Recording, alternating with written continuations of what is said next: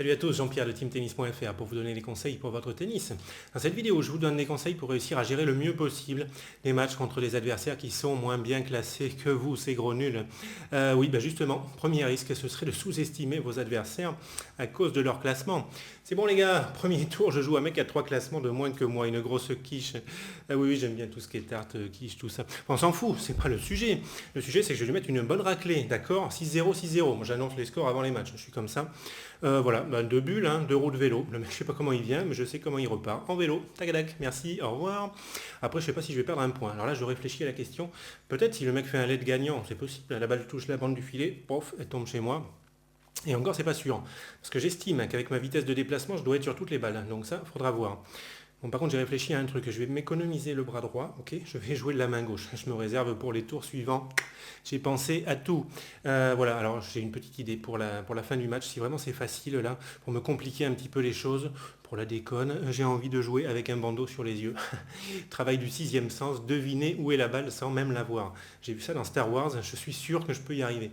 Voilà, donc ne tombez pas dans cette erreur de sous-estimer vos adversaires. N'oubliez pas que le classement c'est une chose, le niveau de jeu réel c'est autre chose. Vous pouvez très bien jouer contre quelqu'un qui va prendre 3 classements l'an prochain, ça vous ne le savez pas forcément.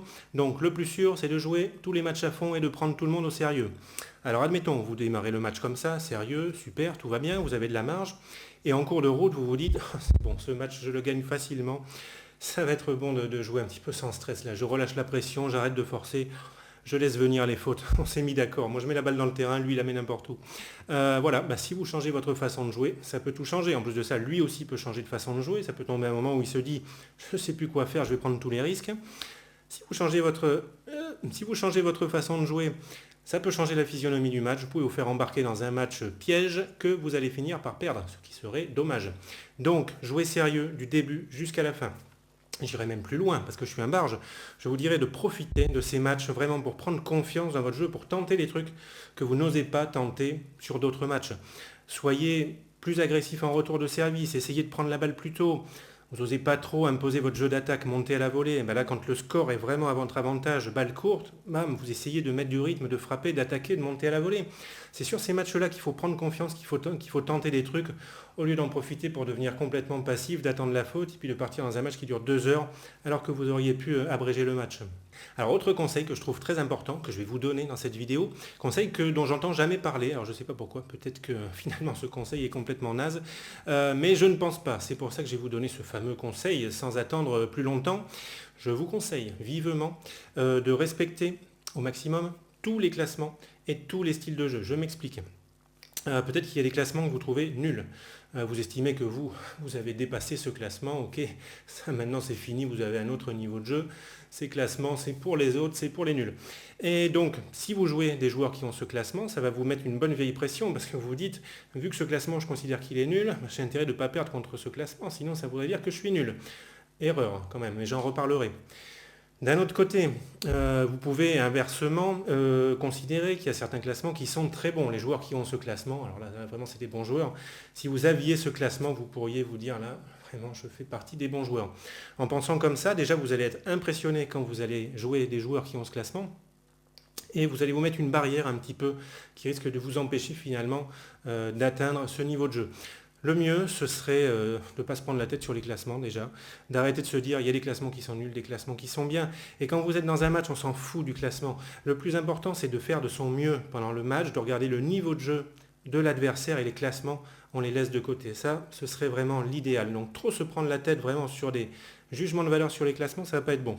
Après, on peut faire la même chose sur les styles de jeu. C'est très fréquent. Il y a plein de joueurs. On a l'impression que le seul style de jeu qu'ils respectent, c'est flinguer dans tous les sens. Le tennis, c'est ça. Et puis, si possible, en ayant une belle technique, amplitude, relâchement, merci. Et tout ce qui ne correspond pas à ça, c'est pas vraiment du tennis, c'est un petit peu nul. Faire des grandes balles hautes liftées, qu'on peut appeler des ronds si on veut, c'est complètement nul. Vraiment, c'est pas du tennis. Faire des chops, c'est complètement nul. Faire des amortis, on n'en parle pas. Service volé, retour volé, ça existe encore. Voilà, donc tout ce qui est bien, c'est flingué. Si vous pensez comme ça, admettons que vous arrivez en match contre quelqu'un qui est classé, qui a un classement que vous trouvez nul, qui en plus de ça a un style de jeu que vous trouvez nul, une technique que vous ne trouvez pas terrible, et, manque de bol, on ne sait pas comment c'est possible, ce joueur arrive à vous accrocher. On imagine tout de suite le match, Énervement, pétage de plomb, lancer de raquette, peut-être balancer le match éventuellement. En tout cas, ça risque de mal tourner, évidemment, parce que là, c'est plein de trucs qui vont générer de la frustration. Voilà, et donc je pense que ce problème de se frustrer sur le style de jeu adverse, il vient aussi du fait qu'on ne sait pas analyser ou qu'on n'a pas envie d'analyser trop les matchs ou qu'on ne comprend pas tout simplement comment fonctionne le tennis. Moi, je trouve que c'était mon cas il y a quelques années, quand j'avais pas encore atteint le niveau de sagesse qui est maintenant le mien, qui me permet d'éviter absolument tout énervement. Donc voilà, moi ce qui se passait, c'est que, alors moi je m'en prenais pas au style de jeu adverse, j'avais pas mal de défauts, je m'énervais beaucoup sur le terrain, mais plutôt je m'énervais sur mon jeu, je m'en prenais pas à l'adversaire. Et donc toujours est-il qu'il y avait des défaites, je me frustrais parce que je me disais, mais je comprends pas comment j'ai perdu ce match, est-ce que quelqu'un peut m'expliquer, parce que là ça me dépasse. Je me disais par exemple, le mec est moins bon que moi physiquement, ça crève les yeux, le mec est une loque, il fait 2-3 allers-retours, j'ai l'impression qu'il va claquer sur le court, moi je pourrais continuer comme ça pendant 4 heures, toujours est-il que je réussis à perdre des points et à perdre le match. Bon, alors c'est pas la peine de s'exciter, qu'est-ce que ça veut dire? Ça veut dire qu'un match de tennis, c'est pas une course à pied. Voilà, c'était pas si compliqué que ça en fait. Il y a du physique au tennis, oui d'accord, mais c'est pas que du physique. Voilà, merci, au revoir. Après autre chose, moi je me frustrais parce que je regardais la technique des joueurs comme ça, qui me battaient, qui me menaient dans un match, je me disais, mais comment c'est possible? Avec des gestes pareils que la balle déjà passe de mon côté. Déjà je te dis bravo, et comment tu fais en plus pour gagner des points? Non mais là il faut m'expliquer, moi ça défie les lois de la physique, toute cette histoire là je ne comprends plus. Voilà, donc je me disais avec cette technique, comment il fait pour gagner? Qu'est-ce que ça montre? Tout simplement qu'il ne suffit pas d'avoir une belle technique pour être efficace. Une technique qui n'est pas forcément très jolie, ça peut être très efficace, il faut l'admettre, et déjà on s'énerve moins. Le tennis, c'est du physique, de la technique, de la tactique et du mental. Et c'est surtout en match tactique-mental. Qu'est-ce que ça veut dire quand je perdais des matchs contre des adversaires comme ça? Ça veut dire qu'ils compensaient sûrement des faiblesses du côté physique et technique par des bonnes qualités tactiques et mentales. Et voilà, et quand on a compris ça, miraculeusement, on s'énerve moins. On a compris que c'est tactique mentale et que c'est éventuellement peut-être des secteurs qu'il faudrait qu'on travaille pour s'améliorer en match. Alors ensuite, je veux vous dire une chose que je vais vous dire sans plus tarder. Il faut vous autoriser à perdre en match. Ça ne veut pas dire autorisez-vous à faire n'importe quoi, à balancer les matchs. Non. Ça veut dire n'allez pas en match en vous disant je n'ai pas le droit de perdre. Parce que là, ça ferait mal. Il y a plein de joueurs qui font ça. Contre tel classement, je considère que je n'ai pas le droit de perdre. C'est pas possible vu la différence de classement, c'est pas possible vu le niveau de jeu, vu je sais pas quoi, j'ai pas le droit de perdre. Rien que de le dire comme ça met du stress.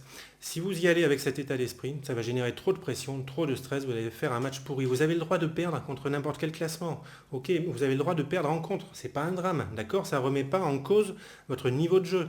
Votre niveau de jeu, il est là, il ne va pas s'évaporer, il n'a pas disparu parce que vous avez perdu en contre. Ce que plein de joueurs, à mon avis, ne comprennent pas, c'est pourquoi d'un jour à l'autre, ils ne jouent pas le même tennis. Très souvent, c'est lié au style de jeu de l'adversaire. Vous avez fait un style, vous avez mal joué, vous avez perdu contre un adversaire comme ça en contre. D'accord? Ça vous énerve, vous avez mal joué. 10 minutes après, on se met sur un terrain, on joue, je vous mets la balle dans la raquette, vous allez vous dire, mais je joue bien. Ben oui, c'est pas les mêmes balles. Là, elle arrive dans la raquette et l'autre, il faisait une balle courte, une balle longue, une balle chopée, une balle amortie, une balle je sais pas quoi. Ça vous dérègle, vous jouez mal. Et en le comprenant, on sait sur quoi il faut progresser. Je ne sais plus du tout ce que je voulais dire au début de cette phrase qui part dans tous les sens. Voilà, donc j'ai retrouvé mes esprits, tout va bien. Je voulais donc vous rappeler qu'il faut vous autoriser à perdre. C'est ce que je disais déjà au début de la phrase, mais vu qu'elle faisait 3 km, il y a eu un petit problème. Ce n'est pas grave de perdre en contre. S'il y a des gens, je ne sais pas qui oserait faire ça, mais peut-être qu'il va y en avoir, qui vous culpabiliserait un petit peu, qui vous jugerait par rapport à vos résultats, qui vous ferait sentir que c'est pas bien de perdre contre quelqu'un qui est moins bien classé, ils sont à côté de la plaque. Voilà, la plaque est là, ils sont là. Donc ben oui, parce que c'est pas comme ça qu'on analyse un match. Encore une fois, c'est pas sur le résultat, il faut regarder ce qui s'est passé sur le match. Est-ce que vous avez eu la bonne attitude? Est-ce que vous avez cherché à jouer votre jeu? Est-ce que vous avez fait de votre mieux? C'est tout ce qu'il y a à voir, d'accord? Je m'arrête là. Allez, je termine cette vidéo avec un dernier conseil qui est très important. Bon, pour la plupart des joueurs, ça va être impossible de complètement supprimer de leur esprit une petite peur comme ça de perdre contre quelqu'un qui est moins bien classé, enfin d'avoir des idées négatives comme ça, on va dire, par rapport au classement adverse. Il ne faut pas chercher complètement à supprimer ces idées, en fait, parce qu'en vous acharnant à essayer de faire ça, vous risquez plutôt de les renforcer. Donc il faut accepter d'avoir ces idées un petit peu négatives. Ça, c'est important de les accepter. En même temps, il ne faut pas s'engouffrer dedans, parce que sinon, vous allez jouer avec de la peur, vous allez jouer n'importe comment. Il faut bien être conscient que ces idées, pensez à tout ça, à la peur un petit peu du classement adverse, ça va vraiment pas vous aider à bien jouer. Et donc, il faut vous reconcentrer sur des choses qui sont utiles, vraiment qui peuvent vous aider à bien jouer, à réussir votre match, c'est-à-dire sur votre attitude, faire de son mieux du début jusqu'à la fin. Il faut vous concentrer sur votre tactique, sur ce que vous devez faire pour faire votre meilleur tennis, pour essayer de le jouer en match. Et puis vous concentrer sur vos points forts. Voilà les éléments vraiment importants qui, eux, sont sous votre contrôle, on va dire, et peuvent vraiment vous aider à gagner un match. Allez, je m'arrête là pour cette vidéo. Je vous dis merci de l'avoir regardé. Vous me direz ce que ça donne en match. Moi, je vous dis très bon tennis à tous et puis à bientôt pour une nouvelle vidéo. Allez, ciao!